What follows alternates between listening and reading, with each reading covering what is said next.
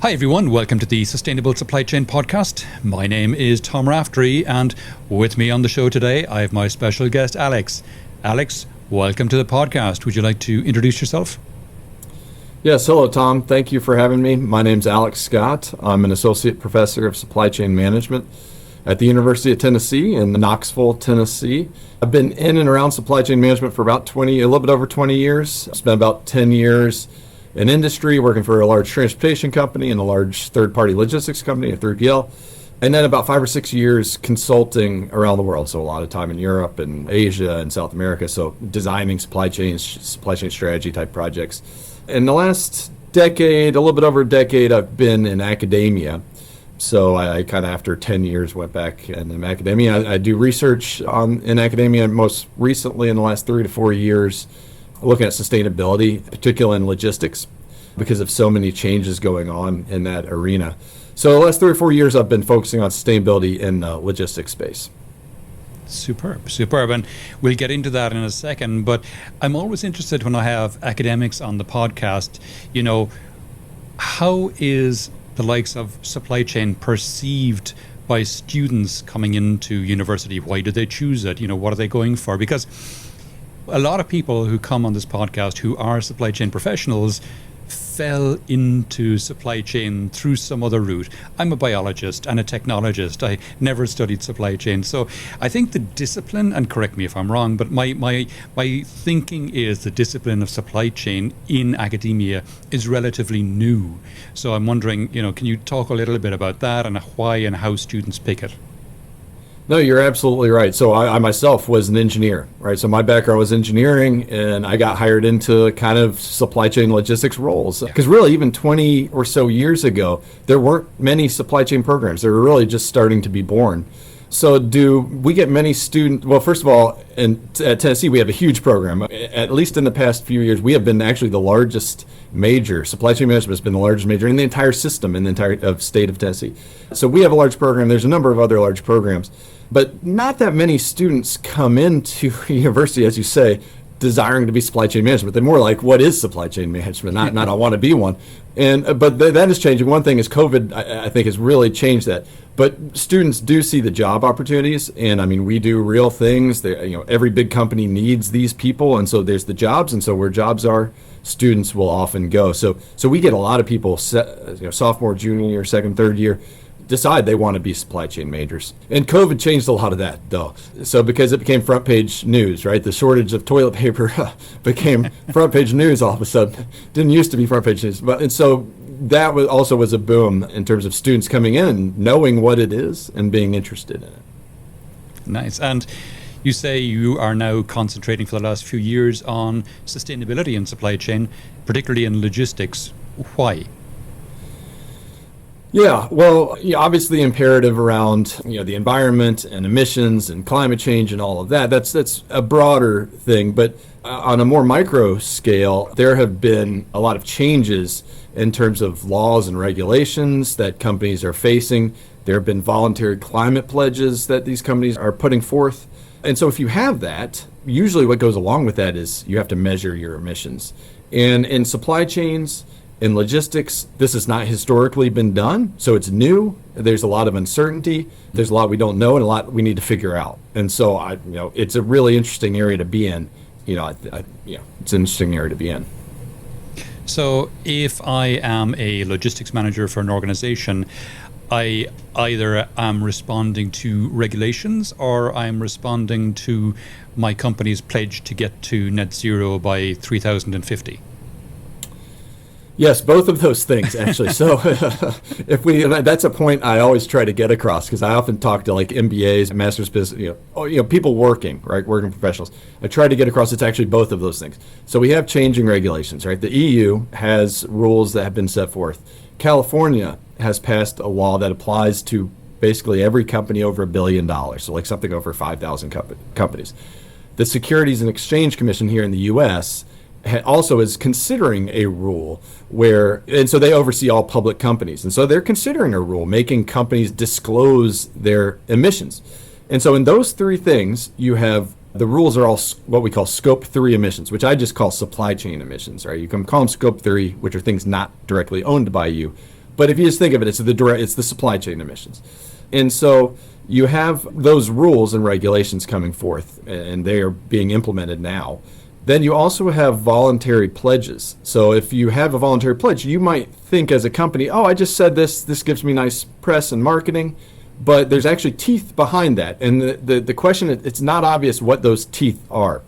Well, the teeth are that if you make a pledge, you say you're going to have emissions targets or emissions reductions. What goes with that is typically measuring those emissions. And what's the risk if you don't do it? Well, at least here in the United States, we have a lot of creative plaintiffs lawyers. There's a plaintiff lawyer, someone who brings forth lawsuits, right? And Sure. so I'm sure that's around the world as well. But if you make a pledge and don't follow through, you're at risk of one of those potential lawsuits. In fact, there's two big ones that are you can find on the internet very easily. One, a big airline company, and another, a big food manufacturer, and that's actually an EU food manufacturer. And these companies are being sued by plaintiffs' lawyers claiming, well, you said this climate neutrality, you are going to reduce your emissions, but you're not measuring that, or you're not actually climate neutral, and so you're damaged by my person I'm representing. And so then there's this big lawsuit. And so even if you have the rules and regulations, if you don't have that, but you have a climate pledge, you still kind of are supposed to follow through with it. Sure, I'm sure as well. I mean, I don't know if this has happened, but I'm sure as well, making a pledge like that has to have some kind of effect on the share price. And so shareholders can start to take notice of these pledges and take action if they're not acted on, because if they make a pledge and it's not acted on, that is a risk to the brand, which can also affect the share price, right? Absolutely, right? So you are supposed to, if you're a public company, report major risks. And that's actually one of the basis for the Securities and Exchange, the SEC rules, is that climate risk could arguably be a financial risk, and then it falls under the purview of the SEC. That's, I think, the main reasoning behind that. And so, yes, you're exactly right. You have one of these pledges out there. You don't follow through with it, you're increasing a potential risk. Maybe it's a legal risk. You would think that would need to be disclosed. Yep. Interesting. Okay. And logistics. I mean, we're talking, when we're talking logistics, we're talking fleets essentially, correct? Yeah, when I say logistics, I mean mostly transportation and warehousing and inventory, right? Those are the kind of three big buckets I put logistics in. Mostly it's outbound logistics, so from the plant to the DC to the customer. Some you more and more have reverse logistics, right, on the back end, or circular economy, these kinds of things. But yeah, you tend to think of transportation, warehousing, and then the inventory management of that. Okay, and what's happening in that space at the moment in terms of sustainability? Yes, well, so in many cases, these are outsourced services, right? So the whole concept of a 3PL, third-party logistics company, is an outsourced service. So this would fall under a Scope 3 emission if you outsource this, you hire some carrier, right? I think of the ocean, Sure. Think of ocean carriers. I mean, hardly any shipper has their own ocean fleet they're operating. They just use Maersk or one of these other big ocean operators. And so that is a Scope 3 emission. It's a logistics emission. And so logistics managers and supply chain managers are now being tasked with, you make stuff in Southeast Asia, you ship it to Europe or the US, it goes now within the US and hits several different points, and it's maybe hitting 5 or 10 different companies. You need to now estimate those emissions and report those emissions. So that's not easy to do, as you can imagine. Yeah. And so how do you do it? Now, just for reference, I had a couple of weeks ago a company on the podcast called Go Comet, and they cover emissions for shipping, the likes of the Maersk and people like that, and for people who are using those companies particularly. So they have data on all of the, not just the companies, but all of the individual ships, and not just the individual ships, but the engines in those individual ships, and they know the routes and et cetera, so they can calculate the emissions that way. You're doing something similar, right? Yes, that's a great example, right? So in your example, you have a ship that's 20 years old versus a ship that might be really new. Well, there can be a very different emissions profile of those two ships, meaning it makes that movement. The older ship is probably going to emit a lot more emissions. So you're talking about that on the ocean space, well, you also have to think about on the ground transportation space. You also have to think about in the rail space and parcel and in air. But let's talk about what I focus on, which is the ground transportation space, which is in the U.S. and in Europe, really, certainly in the U.S., it's the largest and most pervasive mode, right? Everything you touch, everything on that shelf behind you was probably hit by a truck at some point, was on a truck at some point. And so that's what we specialize on. And so what I've developed over the last 2 years or so is a database. It's U.S. centric, but the idea could be taken elsewhere. It's just to get the data is the hard part, right? Where we have the information on hundreds of thousands, over 400,000 trucking companies in the United States. We have data on the trucks they're operating, including things that you mentioned, like the engines and the years and these kinds of things. And so from that, you can get a relatively accurate estimate based on primary data, right? Direct data, as opposed to the historic method. So so the historic method might be using like literally one factor, one number. So I move one truck from A to B. Well, historically, it's just just use this one number because we don't have any better information. And when I say historic, I mean companies are still doing it now. So I guess it's not really historic, but that is still done in most cases. So what we are offering is a way to base it on the actual carrier trucking company you are using. Okay, so I guess first, why would I want to do that? Maybe the number I get from your system actually means or shows my emissions higher than if I just pick a number kind of method. So will that make me look worse? Well, that would be bad. So if you're using a number lower than what you actually are, that's a topic I'm sure you're familiar with called greenwashing, right? So you run into that potential risk. And you could say, let's just assume everything is a model year 2023 truck, the newest, cleanest truck. Let's assume that. Well, I mean, if that's not true and you're reporting that, though, and you really don't have a basis for reporting that, you could get yourself back, circling back to what we spoke about earlier, into that legal risk category. So you want to look at international standards and what they recommend you to do, which is typically things like, you'll hear words like primary data, reasonable basis, timely data. So you kind of want to follow those rules to try to at least have a sound basis for how you are estimating emissions. There's another reason to do it. It incentivizes both shippers and carriers to use those cleaner trucks, right? So if I use one number, and it doesn't matter whether I use a 2023 truck or a 2003 truck, well, then why don't we just use the 2003 truck if it's cheaper, right? And so we want to reward these companies that are investing in that cleaner equipment and reducing their emissions. And so that's why you would want to use the more specific data. Another reason is when you're thinking about estimating these emissions, think about yourself in front of a judge or a jury, right? And you are saying, here are my emissions, and here's how I came up with those emissions. And so I do expert witness work and I do consulting work. So I often think, what might the other side say when they're poking holes at your argument, right? So you want to have something that's defensible, so that if someone does start poking holes, well, how'd you get that number? Where'd that come from? You want to have something to fall back on and say, well, it's based on this data from this sound, maybe it's from the EPA, right? So we have data from the Environmental Protection Agency, biggest environmental group in the U.S. We have data from that. So if you can point to this and that and this, you're in a much more defensible position. Okay, well, talk to me a little bit then about your methodology and how I might use it if I am a logistics manager. Yes, so let's say you have ground transportation in the United States, meaning you use trucks in the United States, which is pretty much every major supply chain, right? Actually, no, I could take away the word major. Pretty much every supply chain uses many, many trucks. It's a huge industry, something like $600 or $700 billion.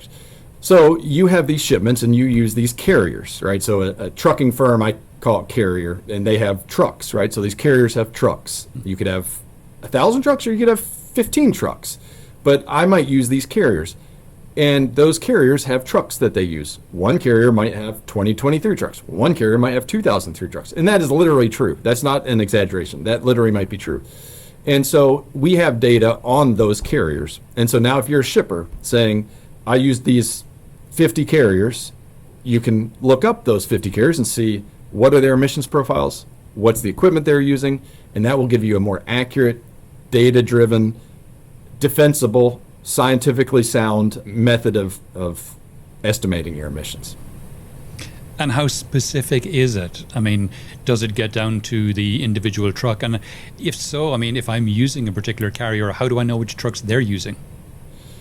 Yes, so that's a great question. So we have data on the specific trucks of these specific carriers. Now, if you were saying on my specific load, what is the specific truck, they would have to report that information to you, which they don't typically do, right? Because obviously we aren't going to know which truck was used to haul your load, right? No, only the carrier will know that. It's not common for the carrier and the shipper to share that information. Now, you could theoretically, and you could then just use an emissions factor based on that truck. But I think it's more plausible, at least in the short to medium term, to use carrier-specific emissions factors. And there's a good reason for that. Because shippers choose carriers, shippers do not choose trucks. Right, so when you're contracting with your shipper, right, you're contracting with a carrier. You don't say, oh, well, I'm going to, these 10 trucks in your fleet is what I'm going to use. No, you contract with that carrier, and then they optimize within their network, right? I've worked for a large carrier for several years as an engineer, right? You want to let those carriers optimize within their network. You do not want to be picky. Because imagine if you said, oh, well, you can only use a 2023 truck. Well, they might have a truck sitting right next to you ready to use. Oh, it's a 2020 truck. Well, but our 2023 is across the country. So are they going to have to reposition their 2023 truck to move your load? So you really don't want to constrain. This gets to modeling and optimization and constraints. You don't want to constrain the carrier's decisions. You want them to be as efficient as possible. So you want to choose the carrier and you want to score them based on that, not choosing the trucks. That's my opinion, but yeah. Okay, sure. And so if I do utilize your system, it's called the Fleet Sustainability Index, correct? Correct. Okay, so if I'm using that, how do I access it? Is it through an API? Do I download a database? Do I get a CD to install? Presumably not there. Presumably we've gone beyond that. So how does it actually work? Yeah, it's actually two ways. And that's the beauty of the modern age we're in is, so the first one is a web app, right? A web application that someone could literally sign up and get access to this in 30 seconds. And it's all on a web app. So if you have a browser, you can log in and it will provide you direct access to those over 400,000 carriers. We also have an API. Yes, so you could encode, so you have Python or whatever, you can call the API and bring that data back. You're calling it based on carriers, and it'll give you the data with that carrier. And so those are the two main ways, a web app and an API. Okay, and I can then suck that into my ERP system or my SMS, my sustainability management system, and have it output reports for me. Yes, absolutely. So, yeah, one way is you could just so let's say you had a whole lot of carriers, you could just use the API. You could either run it monthly or run it in real time as you're needing to call it, but you could bring that back in your systems and use it for your reporting. The web app, let's say you're running a sourcing event and you're considering 100 carriers, right? So you have some information from the carriers. They typically do price, service, safety, right? And so when you're choosing providers, those are typically the big things: price, service, safety. Well, we want sustainability to be that fourth. And so if you have those 100 carriers, you put it into that web app, hit search, it's going to bring it back to you. You push it to Excel or to a CSV in Excel, and then you go from there. So API, you could do like real-time reporting as it's happening, and the web app is really useful for searching for carriers and in procurement events, those kinds of things. Interesting. Okay. How has the reception for this been? It's been good. Yeah, we have several customers using it now. I mean, we started launching it. We launched it just before the end of 2023, and it's complicated how you be an academic, and it goes through a research foundation, which then gets commercialized through a company that I also set up. So it's kind of a long process. And something we business professors don't usually do, believe it or not, even though we teach business. We don't usually set up small businesses. So yes, we went live about 2 months ago, and we have a lot of good reaction to it. We've shown it to many people. We've had a few webinars, and we have several customers using it now, and hopefully a lot more in the future, because I think this is important for choosing and incentivizing carriers to use cleaner equipment. Yeah. Yeah, no, definitely. When I talked to Go Comet about their maritime emissions tracking, one of the points I made to them was because they have all this data now, they can start to produce annual reports showing global emissions for maritime and watch, hopefully, those numbers coming down year on year on year. Is that something, are you looking at doing something similar with ground transportation emissions year on year, or is that beyond the scope of what you're planning? Oh, no, that's absolutely something that can be done. In fact, I have data going back at least 10 years if one wanted to dig into the database, which would be easy enough to do. Yeah, and the beauty is your emissions will naturally fall if those carriers, so there's two ways. One is if you actively select cleaner carriers, that's one way. But naturally, these carriers are replacing equipment over time, right? And if equipment's getting cleaner over time, then naturally your emissions will fall year over year, right? So you use a big trucking company, they have on average 2022 model year trucks right now. Well, next year they're continually replacing their trucks, and so they'll have cleaner trucks next year, and so your scores will continue to track down, just naturally. Okay, but you reckon that using a device like this, this platform, will be a kind of a forcing function for the carriers? Yes, actually, two points here, because I actually want to go back to that one. Is that because if you use one number, that's not the case, right? So if you just use one flat number, you wouldn't see it track down because this equipment being replaced. But yes, back to your question here is that yes, this is a market-driven solution. So you're a shipper who wants to select cleaner carriers. That provides a carrier with an incentive to select cleaner equipment, right? So without government oversight or requirements, you can use that preference, enforce your preferences on the market by providing that incentive by choosing cleaner carriers who then choose cleaner trucks. Because if you think about a truck right now, or ocean ship or whatever, the emissions are what we call externalities. Right, so the person emitting it doesn't really bear the cost of those emissions, right? So the guy driving the guy who moved me here to Tennessee showed up in a 1999 model year truck, right? That guy driving the 1999 model year truck, which is way worse than say a new truck. But he does, it's just going up in the atmosphere. It doesn't affect him, and so we want the people driving the trucks to, in some way, absorb some of that externality and by providing data on which trucks these people are driving, then shippers can kind of provide that incentive to consider that cost of that emissions going into the atmosphere. Yeah, you're sending a demand signal, essentially. Exactly, yes. Okay, nice. Do you have any success stories of customers you can talk to, or is it too early yet in the lifetime of the index? Well, I mean, it is early. We are working with a large broker who has been providing, how frequently they provide their reports, I don't know, but they have provided for at least 8 to 10 of their customers reports on the emissions associated with the loads the broker is moving for them, to allow that shipper then to use that information in their selection and their reporting metrics and considering who they use. So, because think of this is one of the complexity of the logistics industry. You have a shipper. Well, a lot of shippers use what are called brokers, right? And brokers are the middlemen. And then and this is true in Europe too, right? Because Europe has a very fragmented trucking market, hundreds of thousands of carriers, most of them small. Mm-hmm. And so you have all of these small carriers, and so you get a broker who aggregates, right? And then I'm a shipper. I want to contract with all of those small carriers. I want to contract with the broker who contracts with those small carriers. And so that makes it really hard for the shipper. So now all of a sudden the broker has that information, and this is the success story of all of the literally tens of thousands of carriers they use, which they can get that data, and now they are reporting that back to their shippers. And that was to 8 to 10 large shippers. You would know the names. I'm not going to name them, but you would know the names. And so yes, I think that's a pretty big success story. Nice. And so who is, do you think, I mean, I know it's early days, who do you think is your target customer? Is it logistics managers? Is it brokers, as you said? Is it, I don't know, carriers themselves, or a combination of all of the above?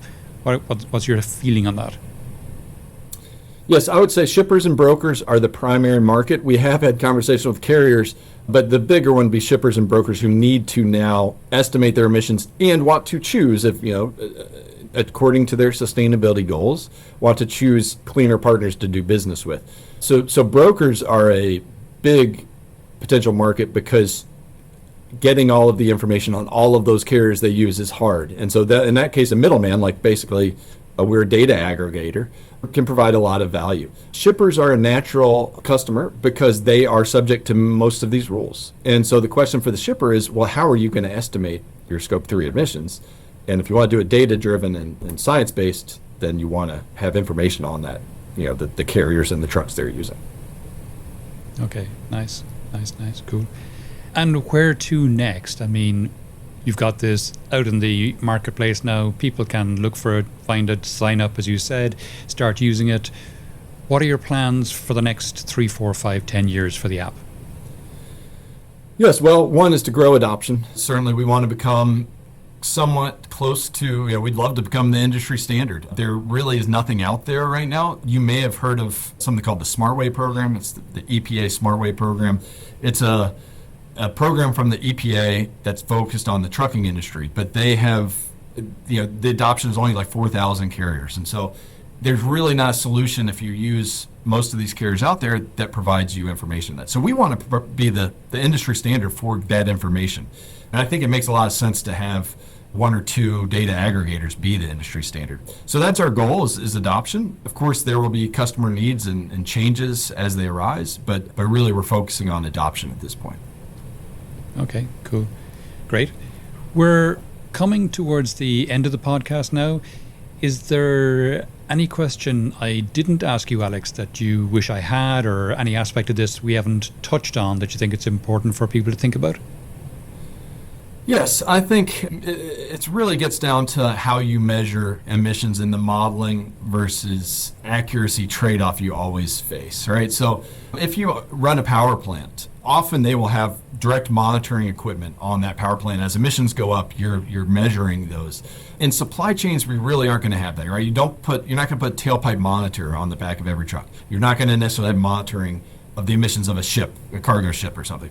And so we have to model and we have to estimate those things. And what I find, so I have a modeling background because I'm an engineer and whatnot, but I find that a lot of people who don't do that as a profession sometimes struggle with that trade-off of what is accurate enough, what is good enough. We can always get more and more factors involved in this, but as you add factors, that adds data requirements, that adds complexity, and so there's really a kind of a sweet spot as to how accurate and how much data you want to collect that a lot of people struggle with, and it's an important question. Kind of like an 80-20 rule for data. Exactly. Yes, an 80-20 rule. And maybe my favorite quote, and this has been used a lot, but it's all models are wrong, some models are useful. We want a useful model. We want a model that provides a model. When I say model, a way of estimating emissions. We want a way of estimating emissions to provide the right incentives to reduce emissions. Fantastic. Cool. Great. Alex, that's been really interesting. If people would like to know more about yourself or any of the things we discussed in the podcast today, where would you have me direct them? Yes, so the company is called Sustainable Logistics. The website is www.sustainlog.com. I'm also at the University of Tennessee, so Alex Scott at the University of Tennessee is I'm easy to find. So I'd be happy to interact with anybody with questions or comments. Fantastic. Great. I'll put some of those links in the show notes so people can reach out. Cool. Alex, that's been fascinating. Thanks a million for coming on the podcast today. Thank you for having me, Tom.